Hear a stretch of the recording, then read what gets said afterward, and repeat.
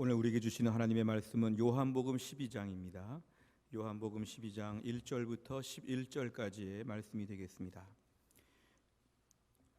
요한복음 12장 1절부터 11절까지의 말씀, 신약성경 167페이지가 되겠습니다.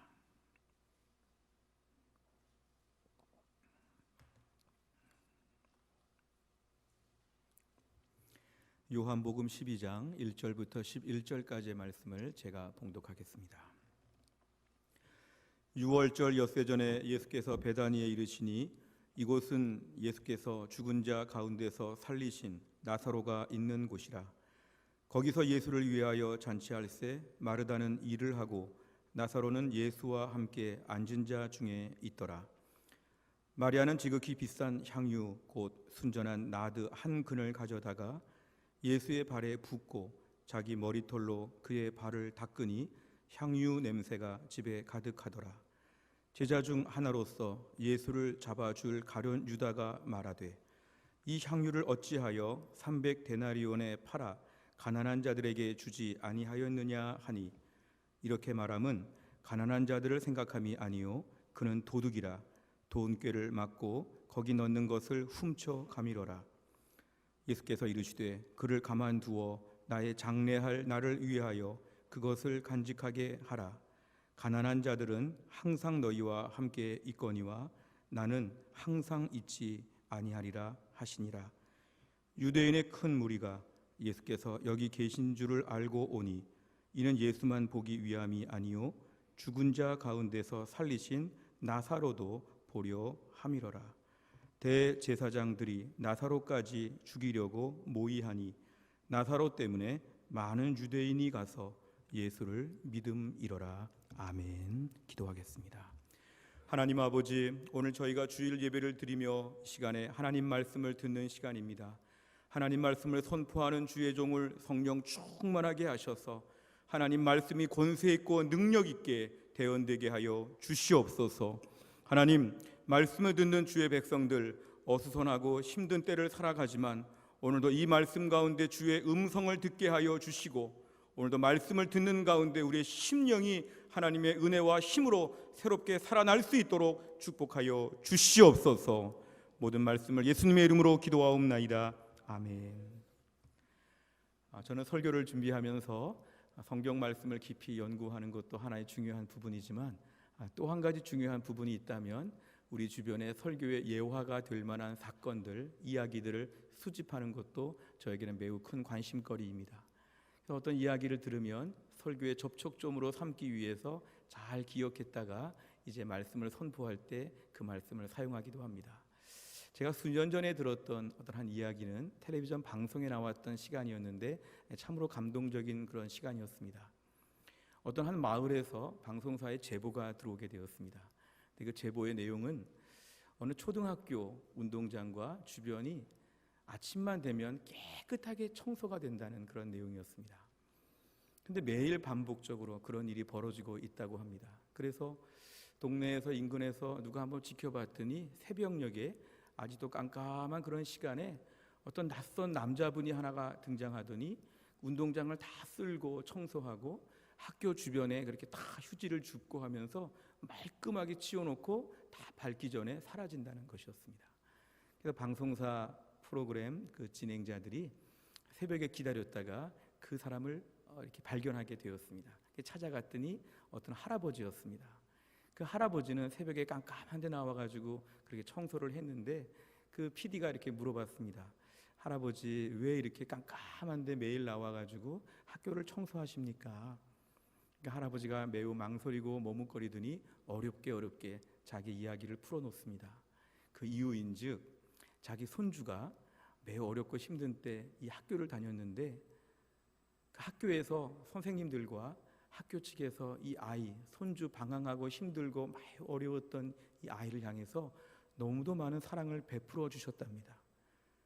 그러니까 자기 손주가 그렇게 힘들 때 할아버지는 도울 힘이 없었는데 학교에서 너무 사랑을 많이 주시니까 손주는 이미 그 학교를 졸업하였고 장성하였고 또 그 학교의 선생님들도 다 이렇게 옮겨가시고 이제는 그때와 지금은 상황이 많이 달라졌지만 할아버지 마음에는 그때 받은 사랑을 평생 갚겠다고 결심했답니다.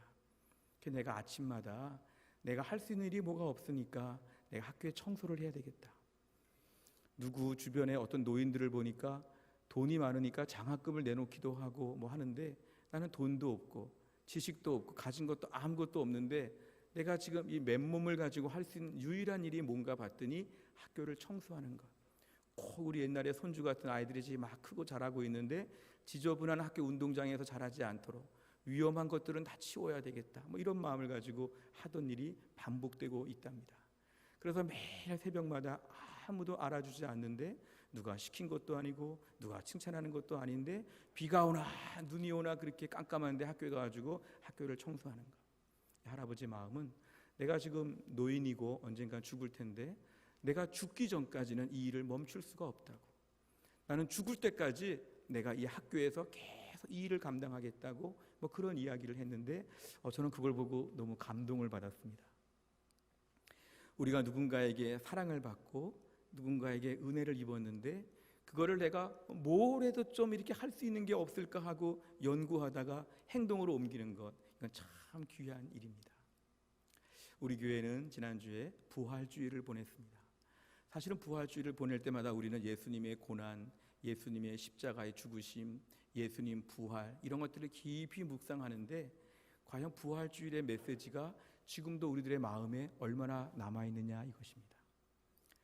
부활주일의 메시지를 다 들었지만 그 부활주일의 감격과 그 뜨거운 열정이 지금도 우리들의 마음에는 쿵쿵쿵쿵 이렇게 움직이고 있느냐 이것입니다. 때론 저희들은 은혜로 구원을 받았고 믿음으로 구원을 받았기 때문에 우리가 받은 믿음과 구원에 대한 교리를 잘 간직하면서 어느새 우리는 너무도 마음이 가벼워질 때가 많습니다. 내가 선함으로 행위로 내가 열심히 주를 섬겨서 뭔가 내가 의로운 만한 행동들을 해가지고 구원받고 천국 간다 이것이 아니라 예수님의 십자가의 피로 말미암아 우리는 구원받는다. 여기에 대한 걸 분명하게 저희가 배운 것은 참으로 중요한 것입니다. 다른 나라에 비해서 한국 교회는 초창기부터 이 이신칭의 믿음으로 말미암아 구원받는다는 것이 너무도 잘 뿌리를 내리게 되어서 한국 교회는 토양이 참 건강합니다. 근데 중요한 거는 그렇게 십자가의 은혜와 사랑으로 구원을 받았다는 마음이 우리 안에 분명하면 분명할수록 우리들의 마음에는 우리의 죄성상, 우리의 본성상 어떤 마음이 드냐면 어차피 은혜로 받는 구원이니까 오늘 또 잘못하고 막 살아도 또 은혜가 있을 것이니까 어차피 내가 은혜를 다 갚을 수 없을 바에야 나는 마음껏 마음대로 살겠다. 어차피 내가 행위로 구원받은 것이 아니니까 내 남은 인생 부담 없이 편하게 예수 믿으면서 신앙생활 하겠습니다. 이런 마음이 자꾸 든다는 것입니다. 아까 그 할아버지처럼 내가 남은 인생 주를 위해서 어떻게 보답하며 살까? 무엇을 좀 해볼 것이 없을까? 뭐 이런 마음이 들기보다는 어차피 은혜로 받았고 어차피 공짜로 받은 구원이 있는데 내 남은 인생 뭐 그렇게 벌벌 떨면서 뭐 그렇게 무거운 마음을 가지고 사느냐? 나는 불신자 시절처럼 마음껏 살겠다. 나는 못할 일이 없다. 편하게 예수 믿겠다. 은혜로 구원받았으니까 은혜는 편한 것이다. 이러면서 우리의 신앙생활이 자꾸 방종주의로 치닫지는 않습니까? 이런 부분은 저희가 깊이 고민해 봐야 합니다. 어찌 보면 저희들은 이 고난주간 한 번을 잠깐 지내고 부활주일 한 번을 잠깐 지내면서 이제 부활주일이 끝났으니까 지금부터는 아무 부담 없이 더 편하게 살아야 되겠다. 우리 이런 마음을 가질지도 모릅니다. 저 먼 나라 브라질에 가면은 삼바 축제라는 것이 있는데요. 그 삼바 축제의 그 기간이 언제냐 하면 고난주간 사순절 직전이 그 기간입니다. 그러니까 옛날 전통이었죠. 이 가톨릭 국가적인 배경을 가지고 어떤 고난주간, 사순절, 예수님의 십자가, 무거운 마음, 죄에 대한 마음 이런 마음들을 막 생각하면서 자숙하고 은혜 앞에 엎드리고 눈물 흘리고 이런 날짜가 오기 전에 사순절이 오기 전에 내가 마음껏 먹고 즐긴다는 것이죠. 그래서 그 기간에 보면 얼마나 많은 일탈들이 있는지 사람들이 얼마나 흥청망청 사는지 마음껏 내가 앞으로 고난주간 사순절이 다가오면 이렇게 하면 좀 어려우니까 지금 마음껏 논다는 것이죠. 마음껏. 그러다가 딱 사순절 기간 고난주간이 되고 부활주일이 되면서 이제 마음에 갑자기 이제는 경건 모드로 바뀌죠. 그러면서 경건 모두가 또 이 부활절 절기가 끝나게 되면 또 마음껏 편안하게 사는 것. 그러니까 우리 신앙생활이 이것을 만약에 매년 반복하고 있다면 우리 신앙은 뭔가 좀 이상한 것입니다. 16세기 종교개혁에 있어서 우리가 스위스의 종교개혁을 보면 쯔빙글리라는 인물이 주도적인 인물이 되었는데요. 그 쯔빙글리가 종교개혁을 일으킬 때 하나의 상징적인 퍼포먼스가 뭐였냐면 사순절 기간에 고기를 먹는 것이었습니다. 당시 로마 카톨릭 그렇게 말씀에 순종하지 아니하고 성경과 모순되게 가르치면서 이런 절기들을 엄격하게 지키는 것 중에 사순절 기간에는 고기 먹지 못한다. 1년 내내 마음껏 살다가도 사순절 기간만큼은 고기도 먹지 말고 근신하며 살아라 이렇게 가르치니까 쯔빙글리나 종교개혁가들이 볼 때는 이거는 너무 외식적이다. 우리 차라리 사순절 기간에 고기 먹겠다. 그리고 1년 내내 우리가 고난주간처럼 살겠다. 이렇게 결심을 일으킨 것이 바로 뭐냐면은 16세기 종교개혁의 운동이었습니다. 우리가 오늘날 특정한 기간, 특정한 절기에만 뭔가 막 괴로워하고 믿음으로 살 것처럼 하고 그 기간이 끝나면 이제 해방되었다. 드디어 고난주간이 끝났다. 드디어 뭐 다 끝났다. 편안하게 살아야지. 이런 마음이 든다면 이건 뭔가 문제가 있는 것입니다. 우리가 오늘 과연 신앙생활하면서 2020년 고난주간과 부활주일을 지나고 나서는 내가 어떤 마음의 결단이 세워졌는가? 연례 행사처럼 해마다 해프닝으로 벌어지는 갑자기 경건했다가 또 막 살고 하는 이러한 것의 반복이 아니라 2020년 고난주간에는 내가 어떤 면에서 내가 주를 위해서 보답하는 마음이 들까? 주님의 은혜에 대해서 내가 어떤 감사와 어떤 보답의 마음으로 올해를 보내야 될까? 이런 진지한 고민이 우리에겐 얼마나 있는가? 이런 질문입니다. 우리가 오늘 본문에 보면 이 마리아라고 하는 인물이 등장하는데요. 오늘 마리아는 자기가 받은 은혜에 대해서 가만히 있지 못하는 여인이었습니다. 우리가 오늘 요한복음 12장의 말씀을 보는데요. 지난주 요한복음 11장의 말씀을 보았습니다. 요한복음 11장의 가장 큰 사건은 뭐였냐면은 나사로가 죽었다가 다시 살아난 사건이었습니다. 예루살렘에서 한 3km쯤 떨어진 베단이라고 하는 마을에 나사로, 마르다, 마리아 3남매가 살고 있었는데 나사로는 죽었다가 다시 살아나게 되었습니다. 그러자 오늘 요한복음 12장에 넘어와서는 예수님과 예수님 주변의 많은 사람들을 초대해서 지금 잔치를 열고 있습니다. 당시 문화로 보면은 거의 저녁 만찬의 자리였죠. 그러면서 지금 마르다는 열심히 음식을 준비하고 있고 많은 사람들이 와서 오늘 본문의 1절과 2절을 보니까 지금 나사로도 같이 앉아 있다고 합니다. 무덤에 있던 나사로가 나와서 이제는 어엿한 자리에 앉아가지고 테이블에서 같이 식사를 할 준비를 하는 나사로의 부활한 모습을 볼 수 있습니다. 그런데 오늘 본문에 갑자기 난데없는 하나의 사건이 벌어지게 되었습니다. 아무도 예측 못한 사건이었는데 뭐냐면은 나사로의 여동생이었던 마리아가 갑자기 귀한 향유를 가져다가 예수님 발 앞에 와서 예수님 발에 붓는 것이었습니다. 보면 나드 한 근이라고 하는데요. 나드라고 하는 것이 향유의 종류인데 인도에서만 나는 매우 귀하고 값진 것이었습니다. 한 근이라는 그 로마 시대의 도량령을 오늘날로 환산하면 한 300g 정도를 가져온 것입니다. 이건 로마 사람들도 매우 귀한 것이니까 이 머리 부분에다가 조금 바를까 말까 하는 매우 귀한 것이었습니다. 근데 오늘 마리아는 이 귀한 향유를 자그마치 300g이나 가지고 와가지고 그것도 예수님의 발, 신체 부위에서 당시 샌들을 신고 다니는 팔레스틴 지역을 생각하면 흙먼지가 많고 또 더럽혀질 것이고 그 몸 안에서 제일 밑에 있고 제일 초라하고 냄새날 것 같은 그 예수님 발에다가 그것을 막 붓는 것이었습니다. 그러니까 많은 사람들이 뭔가 지금 불평하죠. 왜 이런 이상한 행동을 하지? 왜 마리아가 지금 좀 이상해졌네? 많은 얘기를 하죠. 그 중에 특별히 보면은 예수님의 제자라고 하는 가룟 유다가 흥분해가지고 갑자기 지금 앞으로 돌출 발언을 합니다. 5절에 보니까요. 이 향유를 어찌하여 300데나리온에 팔아 가난한 자들에게 주지 아니하였느냐? 300데나리온, 보통 노동자가 하루 일하고 한 데나리온을 받으니까 저 300데나리온은 거의 수백만 원, 수천만 원이 넘는 큰 돈이었죠. 이 정도 향유면 가룟 유다가 셈이 빨랐죠. 이 정도 향유 양이면 300데나리온에서 돈을 팔면 수많은 사람들을 도와주지 않겠느냐? 그러면 예수님 사역에 더 칭찬을 받지 않겠느냐? 어려운 자들 앞에서 이렇게 많은 걸 도와주는 거 참 대단한 일 아니냐. 예수님 발에다가 조금 붓고 예수님 발에 있다가 땅바닥에 다 떨어져서 다 없어지고 바닥에 다 떨어지는 이 아까운 행동들을 왜 하느냐.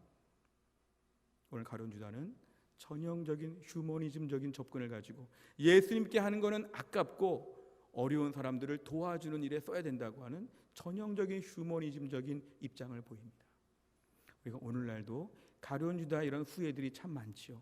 하나님께 직접적으로 바치고 하나님께 헌금한 것은 너무도 아까운 것이고 오직 이웃들을 위해 다 써야 된다고 하는 것, 이웃에게 드리는 게 하나님께 드린다고만 하는 단순한 공식으로 우리가 신앙생활하면 이것은 휴머니즘적인 신학인 칼라가 덮여 있는 것입니다.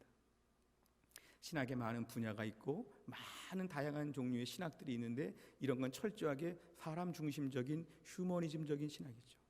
당시의 분위기로 볼 때는 가룟 유다의 말에 전부 다 박수를 쳤을 것입니다. 다 이런 말 하고 싶었는데 오늘 가룟 유다가 참 이야기를 잘 꺼냈다. 다들 마리아 지금 잘못했다. 근데 오늘 본문의 제일 중요한 주인공이신 예수님은 다르게 보십니다.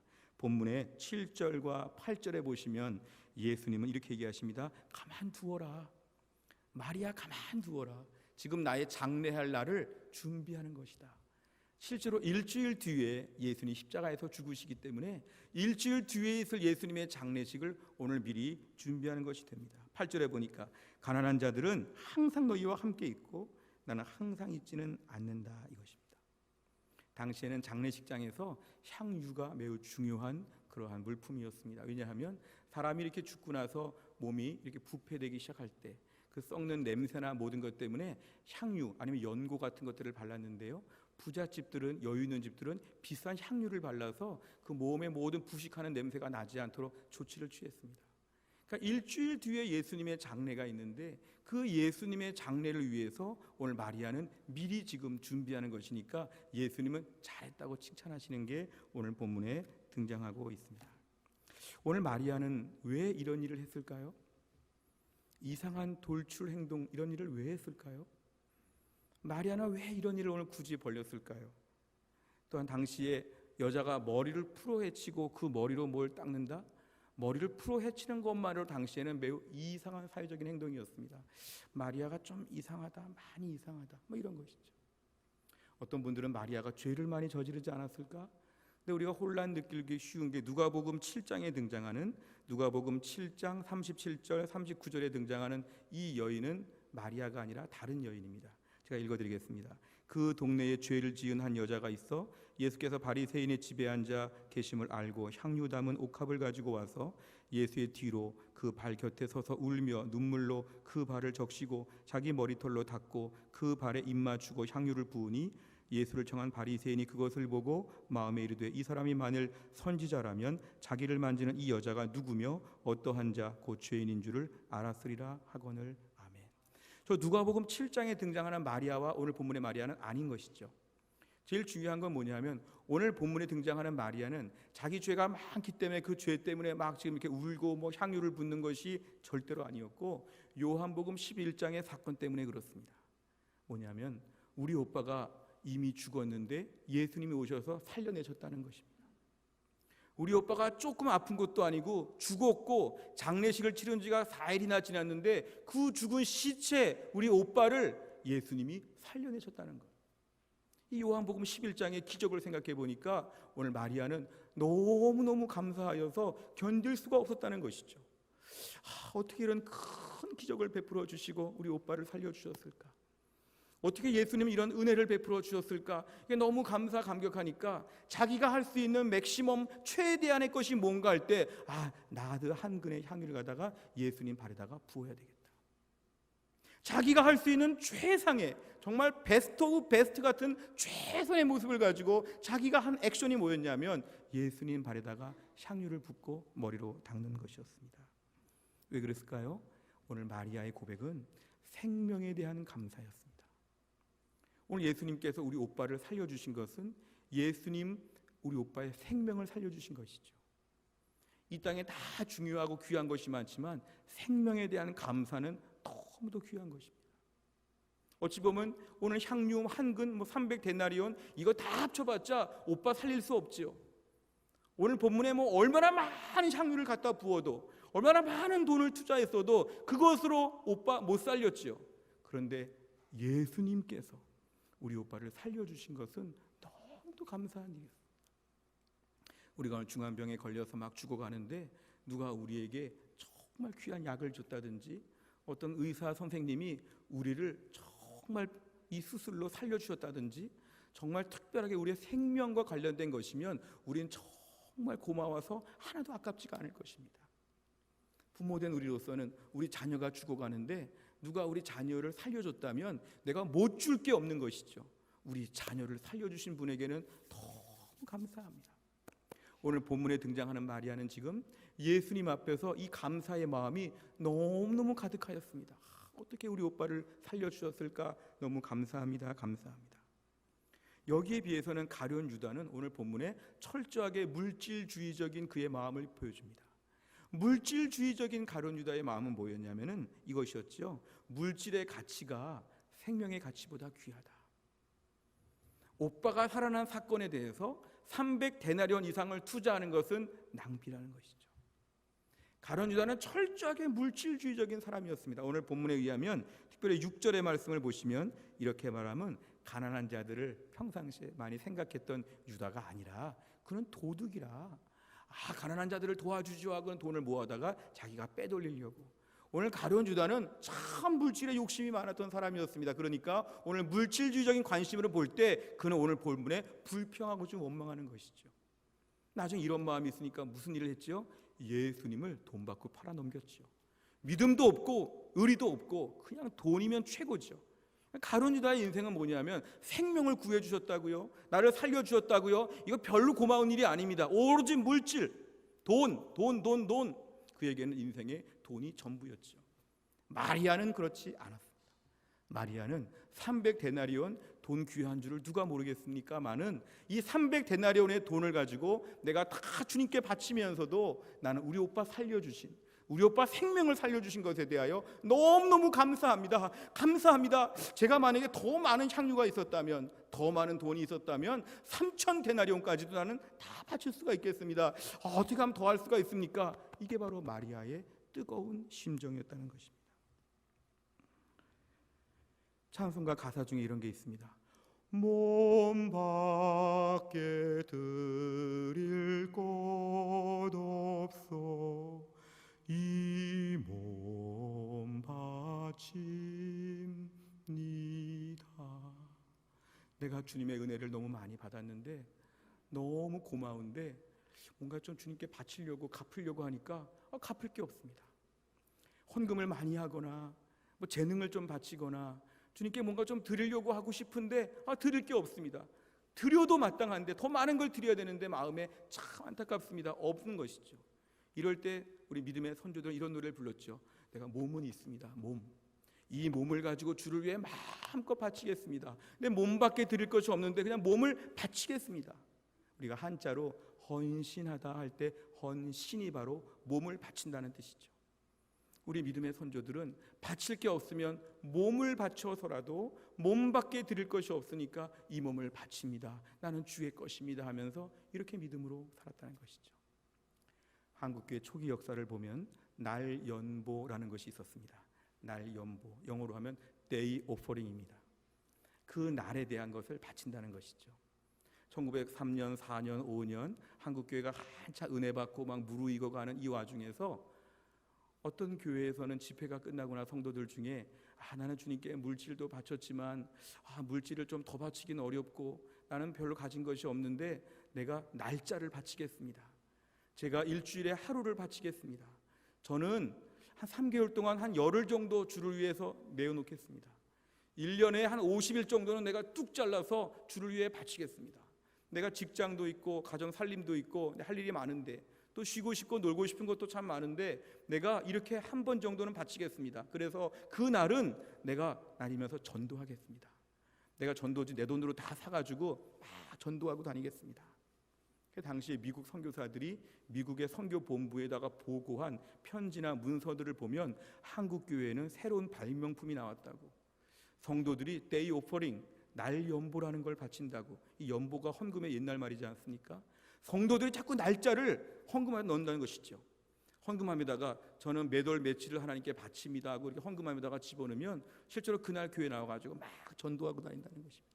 왜냐하면 나는 다른 거 바칠 게 없으니까 전도하는 나를 바치겠다. 오늘 하루는 뚝 잘라가지고 내가 하나님께 바친다. 이게 바로 데이 오퍼링, 날 연보 제도라는 아름다운 한국교회의 전통입니다. 우리가 오늘 주의 은혜를 받았으면 내가 뭘 좀 갚을 수 없을까? 내가 뭔가 좀 드릴 수 없을까? 이러한 진정한 고민이 과연 우리에겐 얼마나 있냐는 것입니다. 요즘 내가 뭐가 힘들다, 뭐가 어려워졌다, 이런 고민들이 많지만 우리 안에 진정한 중요한 고민은 이것입니다. 너무 큰 은혜를 받았는데 뭐를 드릴 수가 있을까? 드릴 것이 별로 없는데 어떻게 하면 드릴 것이 있을까? 날 연보라도 주님께 드려야 될까? 내가 어떻게 해야 될까? 여기에 대한 진지한 고민, 여기에 대해서 막 괴로워하고 막 생각이 많아지고 과연 우리가 얼마나 이렇게 살고 있느냐는 것입니다. 오늘날 저희들은 알게 모르게 가룟 유다의 그룹과 마리아의 그룹으로 나눠집니다. 똑같은 주의 은혜를 받았지만 갚을 것이 없는가, 어떻게 바쳐야 될까, 막 이런 쪽으로 마음이 가면 마리아 그룹이죠. 또 오늘도 이 돈이면 무슨 일을 할 수 있는데, 이 돈이면 가난한 자들을 도와야지, 이 돈이면 무슨 일을 해야지, 돈이 얼마나 귀한데 돈 하면 저희는 자꾸만 유다 그룹으로 우리의 그룹이 바뀌는 것입니다. 주께서 우리에게 생명 주셨습니다. 십자가에서 주셨고 또 우리도 마지막에 영생은 영원한 생명을 얻게 되었습니다. 그렇다면 우리 남은 인생은 어떻게 하면 내가 은혜에 보답할까? 이 마리아와 같은 마음을 갖는 것이 너무도 당연하다는 것입니다. 주님은 나를 위해 모든 걸 다 주셨는데 우리는 새삼스럽게 유다처럼 앉아가지고 이런저런 자꾸 이상한 말을 하지 않은가? 나는 정말 주님 앞에서 여러 가지로 너무 많이 계산하고 있지 않은가? 마리아처럼 내가 받은 은혜가 너무 크기 때문에 주님께 바칩니다. 하나님께 더 바쳐도 부족합니다. 바치는 인생으로 살겠습니다. 이러한 믿음의 결단을 다 할 수 있기를 주의 이름으로 축원합니다. 시편 136편 23절 말씀을 보면 시편 저자는 우리를 비천한 가운데에서 구해주셨다고 감사합니다. 저 비천한 것, 우리가 이런 것을 좀 깊이 묵상해야 되는데요, 우리를 비천한 가운데서 기억해 주셨다는 것, 이것입니다. 우리가 얼마나 죄가 많은지, 우리가 얼마나 가난한지, 우리가 얼마나 무지한지, 우리가 얼마나 천박한지, 우리가 얼마나 절망적인지, 우리가 얼마나 인간 말종인지, 우리가 얼마나 인간의 맨 바닥에 있는지, 우리 인생의 정말 마지막에 적나라한 모습까지를 다 생각해 보니까 하나님의 은혜가 너무 감사하다는 것이죠. 나를 너무 귀하게 보고 고귀하게 보면 나 원래 고상했는데, 나 원래 죄 별로 없어, 이러면 하나님의 은혜가 별로 감사하지 않죠. 근데 시편 저자는 비천한 가운데, 아주 어려운 가운데도 주님 나를 살려주시니까 이게 너무너무 감사한 것입니다. 오늘날 저희가 우리를 너무 좋게 평가하니까 자꾸 은혜가 와닿지 않습니다. 우리를 더 못났다고 생각하고 부족하다고 생각하면 하나님의 은혜가 더 감사하죠. 시편 이 136편의 아까 말씀 한 번 더 보여주세요. 우리를 비천한 가운데서 우리를 살려주신 주님 감사합니다. 그러니까 내가 뭘 해도 바쳐야겠다고 하는 이런 결단이 서게 된 것입니다. 시편 116편 12절부터 14절에 보면 이렇게 얘기합니다. 내게 주신 모든 은혜를 내가 여호와께 무엇으로 보답할까? 진정한 고민이죠.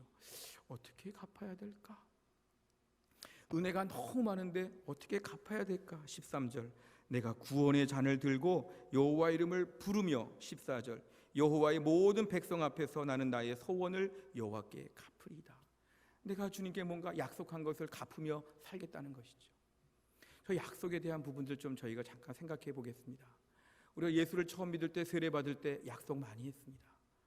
처음에 교회 안에서 우리가 서리 집사가 될 때도 약속했습니다.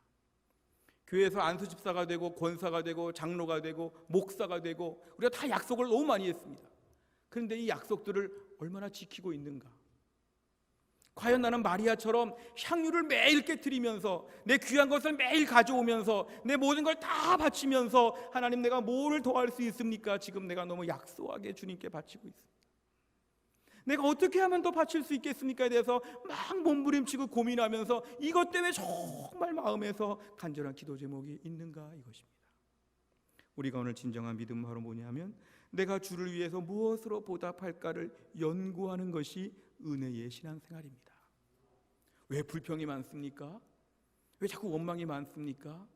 왜 자꾸 우리가 망가집니까? 왜 마음대로 함부로 삽니까? 어떻게 은혜를 보답할까에 대한 연구를 멈추니까 어떻게 나를 만족할까? 어떻게 재미있게 살까? 어떻게 높아질까? 이런 엉뚱한 것들이 마음의 고민거리가 되죠. 진정한 고민거리는 무엇으로 은혜를 보답할까? 매일매일 밤새가지고 연구해야 되는데 우리가 엉뚱한 걸 연구하니까 우리 심령이 은혜가 자꾸 빠져나가는 것입니다. 주의 은혜를 무엇으로 보답할까? 나도 그 할아버지처럼 교회 와가지고 청소 좀 해볼까? 나도 교회 와가지고 뭔가 좀 주님 앞에 뭔가 좀 할 수 있는 일이 없을까? 은혜를 많이 받았는데 내가 이렇게 그냥 맹성맹성하게 신앙생활하면 될까? 내가 주를 위해 뭘 할 수 있을까? 막 연구하고 목회자에게 막 제안을 해보고 물어보고 우리 교회 뭐가 필요합니까? 막 물어보고 내 안에 열정이 얼마나 있는가?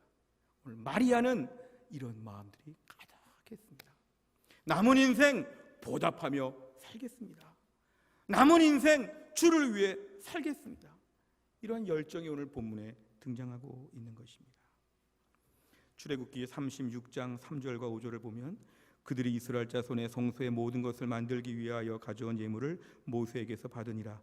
그러나 백성이 아침마다 자원하는 예물을 연하여 가져왔으므로 성소의 모든 일을 하는 지혜로운 자들이 각기 하는 일을 중지하고 와서 모세에게 말하 이르되 백성이 너무 많이 가져오므로 여호와께서 명령하신 일에 쓰기에 남음이 있나이다. 아멘. 이스라엘 백성들이 출애굽하여서 이제 한 3개월 정도 시간을 지나고 나서 시내산에 올랐습니다. 시내산에서 한 1년 동안 머물면서 하나님 말씀 많이 배웠고 무엇보다 앞으로 하나님을 섬길 수 있는 방법들을 배우게 되었습니다. 그러면서 아직 성전은 짓지 못하고 이동식 텐트와 같은 성막을 만들게 되었습니다. 성막을 만드는 기술자들이 지금 다 모여드는 가운데 하나님 명령하셨죠. 이 성막을 만들기 위해서는 금도 필요하고 은도 필요하고 각종 귀한 것들이 다 필요하다. 너희가 가져올 만큼 가져와라. 그래서 이스라엘 백성들이 너무도 많이 가져왔다는 것입니다. 다 귀한 것인데 이스라엘 백성들이 광야 생활하면서 아마 이때만 해도 곧 가나안 땅에 들어갈 거라고 생각했는데 이 돈이면 가나안에 가서 뭐 해야지, 이건 가나안에 가서 써야지, 이런 것들이 많았을 텐데도 불구하고 다 이렇게 바쳤는데 너무 많이 바치니까 이 공사가 이 일이 진행이 안 되니까 좀 나중에 가져와라, 됐다 이렇게 막는 장면이 지금 읽은 본문입니다. 하나님의 은혜가 너무 많으니까 어떻게 하면 갚을 수 있겠습니까? 막 연구하는 것이 당시 이스라엘 백성들의 분위기였죠. 우리가 순서를 기억해야 되는데요. 하나님이 갑자기 너 오늘 금 좀 가져와라, 은 좀 가져와라, 예물 좀 바치라. 그럼 하나님 왜 가져와요? 싫어요? 뭐 이럴 수 있죠. 하나님 뭔가 가져오라고 괜히 말하시는 것처럼. 근데 오늘 본문에 이스라엘 백성들이 많은 걸 가져온 이유는 뭐냐면 자기들이 받은 은혜를 알기 때문에 가져온 것입니다. 하나님이 어떻게 우리를 400년이 넘는 노예 생활 가운데 우리에게 모세를 불러주시고 어떻게 우리에게 애굽의 열지양을 이기게 하시고 어떻게 홍해바다를 건너게 하시고 어떻게 막 바위덩어리에서 물이 솟아오르게 하시고 우리를 지금까지 돌봐주신 은혜가 너무 많으니까 너무 많은 걸 받았으니까 이 예물 정도 아깝지가 않지, 이 예물 못하겠어, 다 바쳐야지, 막 이런 마음을 가지고 다 가져왔다는 것이 성경의 기록입니다. 내가 받은 은혜를 기억해야지만 하나님께 보답할 마음이 듭니다. 받은 게 없는데 뭘 보답해요? 받았다고 생각하지 않는데 뭘 보답해요? 괜히 하나님 우리에게 세금 징수하듯이 왜 이렇게 달라는 게 많고 시키는 게 많고 귀찮게 합니까? 하나님, 우리 천국에서 만나요. 하나님, 이 땅은 내 마음대로 살겠어요. 왜 이런 마음이 드냐 하면 받은 것이 없다고 생각하니까. 이스라엘 백성들은 많은 걸 받았으니까 뭐 이 정도는 아무것도 아니지. 오늘 본문에 마리아, 우리 오빠 살려주시고 생명을 주셨는데 이 정도 아무것도 아니지, 300데나리온이 뭐가 아까워, 더 바칠 수 있었는데, 더 바치면 좋았는데, 이런 마음으로 그의 마음이 바뀌어졌다는 것입니다. 케네디 대통령이 미국의 35대 대통령이죠. 1961년에 대통령이 취임하면서 한 연설이 우리가 매우 유명한 연설이 남겼죠. 국가가 나를 위해서 무엇을 해줄까, 이 생각보다는 내가 국가를 위해서 뭘 할 수 있을까 좀 생각해 보라고 이렇게 연설을 했는데 매우 유명한 말입니다. 우리가 오늘 신앙생활이 성장한다의 차원은 바로 이 문턱을 넘어서야 됩니다. 하나님께 뭐를 받았나, 주신 적이 있나? 받은 것이 무엇이 있나? 남들은 더 많이 받았는데 나는 너무 초라하지 않는가? 안 주시나? 왜 안 주시나? 이런 생각만 계속하면은 어린아이의 신앙이죠. 신앙이 아직도 철이 들지 않고 어린아기 같은 것이죠. 근데 신앙이 조금 성장하고 철이 들면 어떤 마음이 드냐면 내가 주를 위해서 뭘 해볼 수 있을까? 이렇게 마음이 바뀌어지는 것이죠. 이미 주신 은혜가 넘치고 넘친다는 것이죠. 십자가에서 예수님 죽으셨는데 이만한 은혜가 또 더 있냐는 것이죠.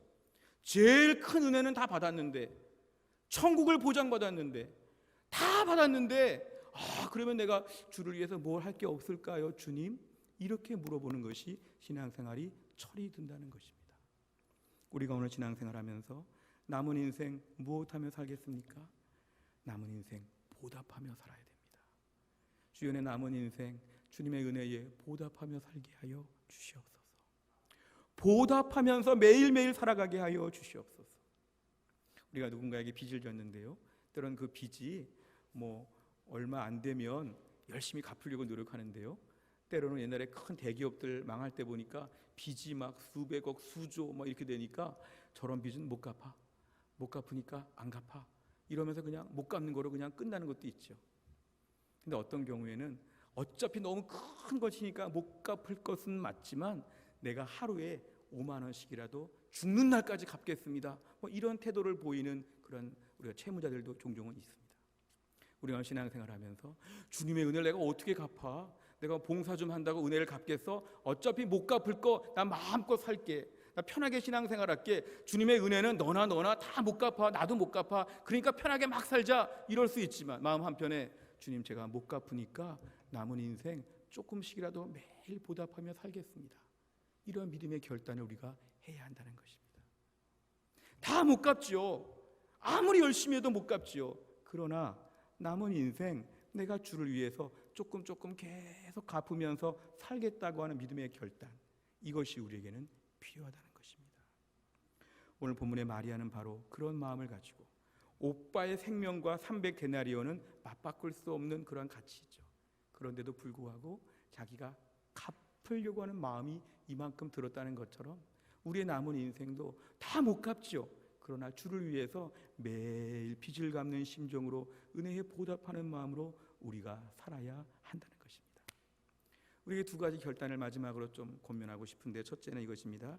주여, 내 남은 인생 보답하며 살 때에 부정적인 차원의 네거티브 한쪽에 뭐가 있냐면 죄에 대한 것이 있습니다.